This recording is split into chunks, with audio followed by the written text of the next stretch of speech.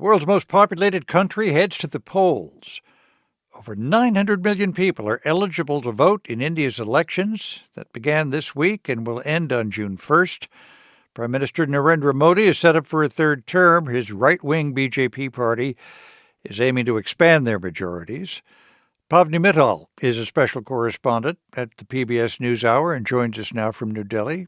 Pavni, thanks very much for being with us. Thank you for having me. Modi's government's been criticized for intimidating some members of the opposition and undermining democratic institutions like the Election Commission. Is this being accepted as a free and fair election? In the sense whether people are voting and the votes are legitimate, yes, it is. The questions that are being raised are more to do with institutions.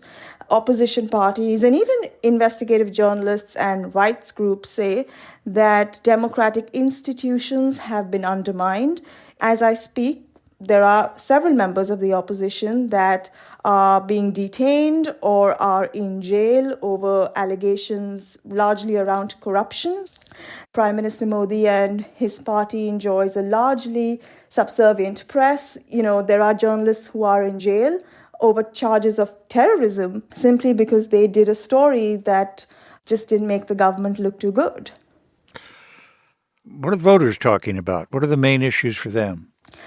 So this election is about Prime Minister Modi, and this is expected to be a vote of confidence because even though there are concerns about a turn to illiberal democracy in India, there is a large section of society that has bought into what Modi has delivered, which in essence is reshaping the country. On the economic front, his welfare programs are popular. Corporate tax rates have been slashed. On the social front, there is, of course, his majoritarian politics centered around religion. There has been an institutional attempt to prioritize Hinduism at the cost of minorities, particularly Muslims. And then there is the issue of foreign policy. And what Modi has really been able to convince people is that India's stature in the world has to do with him and his policies. I gather his party, the BJP, is widely expected to win, but perhaps only a plurality, not a majority. What about the opposition? So India has hundreds of parties. What the opposition leaders have done is several of them, the key big players, have come together to form an alliance.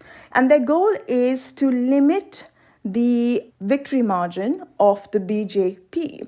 The allegations that the government has been trying to jail their leaders, India's main national party, which is the Congress party, has alleged that its election funds have been frozen by tax authorities. All these issues have actually proven to be a bond for them. It sort of glued them together.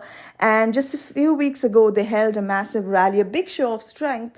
For them, it's not just about winning an election. For them, this is about survival.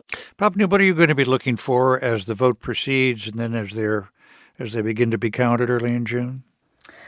The victory margin will be interesting. I'm also looking forward to seeing how the opposition parties figure their way around this. They do have a case to make to people.